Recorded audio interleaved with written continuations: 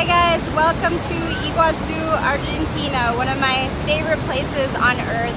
I'll show you the amazing view in a few minutes at Garganta del Diablo, which is the devil's throat. But before then, I will catch you up on where I last left off. So last time we were in Humahuaca in the very northern part of Argentina, pretty close to the border of Bolivia. And after having lunch, Amber and I drove back all the way to Salta. Had no problems on the way back. It was a smooth ride. We got in later that night anyways. And then we decided to stay an additional day so we didn't have to rush early the next day to get on the road to try to come here to Iguazú. And the other thing was I needed to get my other shot for the rabies vaccine. So anyways, the next day, Amber slept in. I was hanging out at the house while I went into town to get my rabies vaccine as well as drop off the car, the rental car. So I went back to the hospital where I got the first shot, spoke to the doctor there after an hour waiting, and it was a different doctor this time, but once again was told they didn't have the vaccine. And I was like, are you sure? Because that's what they said last time originally, and it ended up they did have some. And she's like, yeah, we don't have any. So I was kind of like wondering what I was supposed to do then, and she's like, yeah, you know, the ideal situation is you get the 3 shots, but we don't have any, and like pretty much didn't leave me with any useful information other than saying they didn't have it. So I didn't know what I was gonna do, didn't really have a backup plan or anything. But anyways, I left the hospital, then went to deliver the car back to the guy. Anyways, and I was talking to him because he was asking me if everything was okay because I had mentioned I was waiting there, and he actually gave me some really useful advice in the end, and also informed me that the way that it works is the public hospitals where I was going, the government gives them a set amount, like per year, let's say. They just send out a whole bunch, and then when they run out, it could be like another year or whatever until they get more. But if you go to the pharmacies, they purchase it and then they sell it. So possibly I could find one at the pharmacy. And he recommended one to me and then said, if not, you can try this other hospital. So I went to that pharmacy, asked if they had it. They didn't, but she said she could order it and have it in the next day, which would be about $50, and I'd have to then submit it through insurance and everything. But anyways, at least it was an option, assuming it would arrive the next day, which you never know the way things go here. But I decided I would keep looking around a little bit more to see if hopefully I could find someone that had it today. So I asked there as well if she knew of any other place. I went to this other place where they do vaccinations basically. They didn't have it, and I asked there, and they said maybe this other pharmacy will go there. They didn't have it. They also said they could order it, but again, same situation. So after that, I went back to the hospital that the guy had also recommended. So went to that hospital, asked around, spoke to this really helpful doctor who was asking around in that hospital to a couple people. They didn't have it as well, but he recommended this other hospital I could go to check, which was actually one of like the very first ones I checked out in the very beginning, trying to get this sorted. But they basically couldn't help me because it's for like infants and maternity. Anyways, so I was like, are you sure I'm going to be able to go there? Because last time they said since I wasn't pregnant, you know, I couldn't do anything. And he's like, yeah, just go straight back to where they do the vaccinations and ask there. So I did that, and then finally, when I asked there, the lady said they had it. So thankfully, I was finally able to get the vaccine after stopping at like 6 places. 4.5 hours later, finally got it taken care of at least.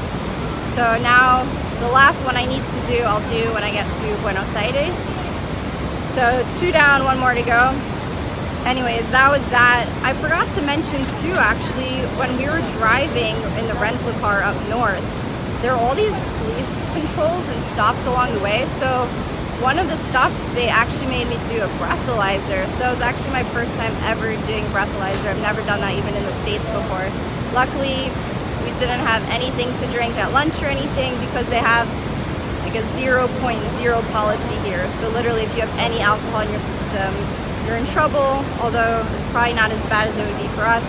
You would have to pay a fine, and you could get your license taken away. But anyways, luckily everything went well there as well.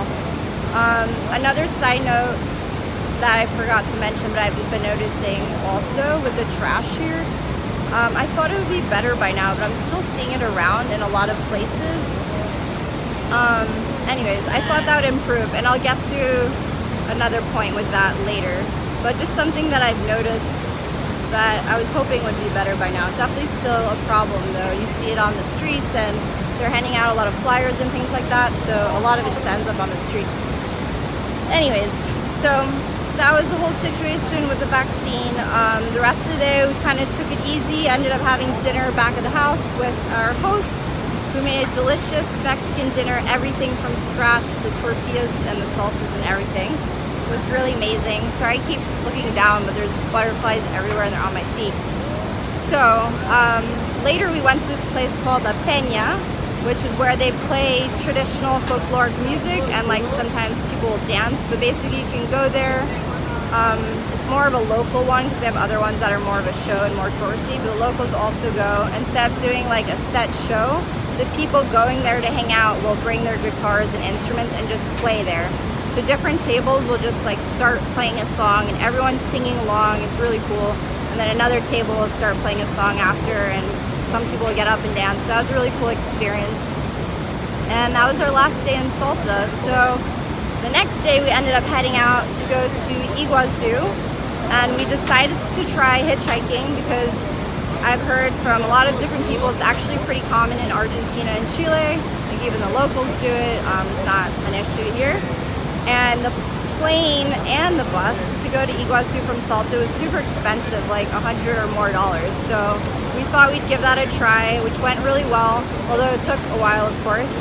So we ended up getting a guy who's super nice to give us the lift about an hour down the road to this main intersection where we would take the highway that takes almost all the way.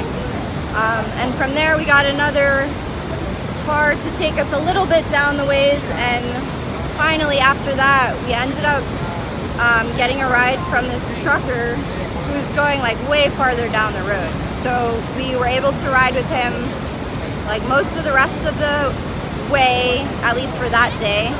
Stayed in this one little town called Pampa del Infierno. There's not much there at all. He ended up like asking a friend if we could stay at his place so we didn't have to pay for a hotel or anything, and just stayed in his spare room. And then the next day, so that trucker was driving with two other truckers. They all go together, but they had different like endpoints. So the next day, we went with the other trucker because he was driving even farther. So it worked out really well. Even though we got a late start, we were hoping to get on the road earlier, but they ended up going out at night and stayed out really late. So slept in late and we got a late start.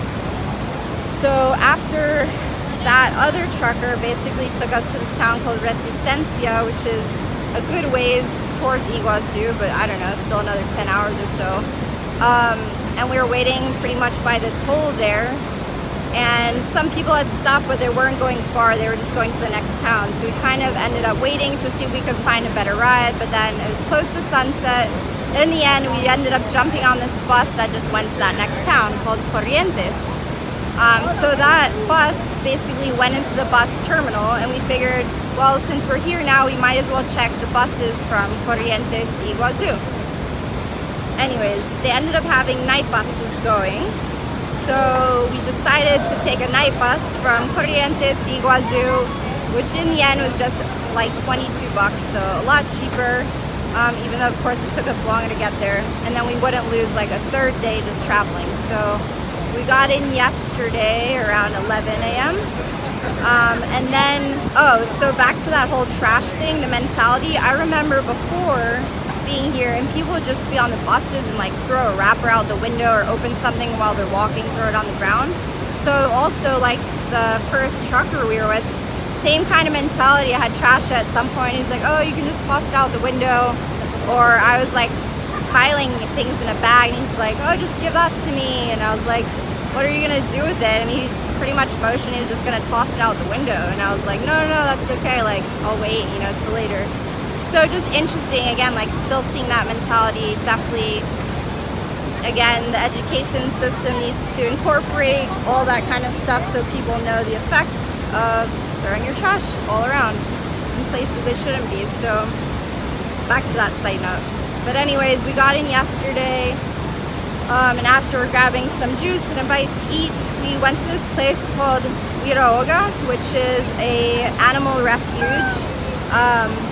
Probably see all the water coming down from the falls right now. But anyways, it actually means House of Birds in Guarani, which is the native language of the people of this area.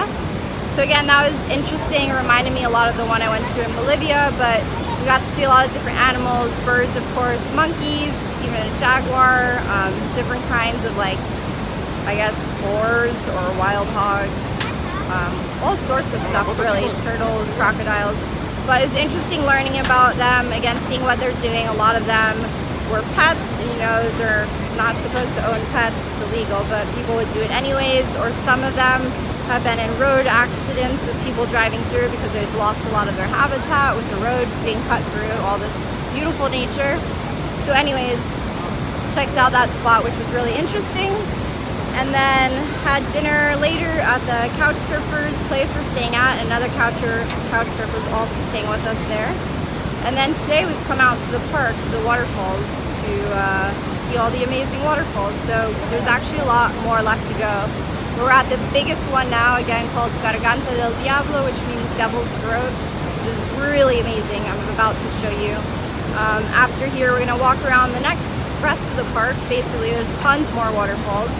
And then the plan later is to go check out this area where it's on the border of, here on the border of Argentina, Brazil, and Paraguay, where you can see all the different frontiers.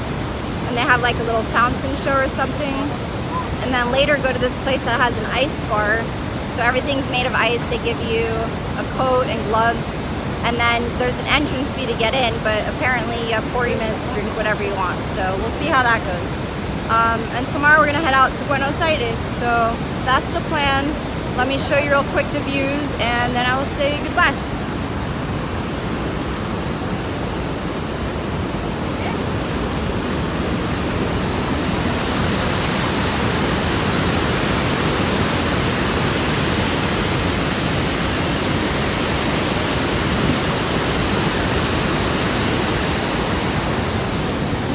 You can say hi to Amber. Hello.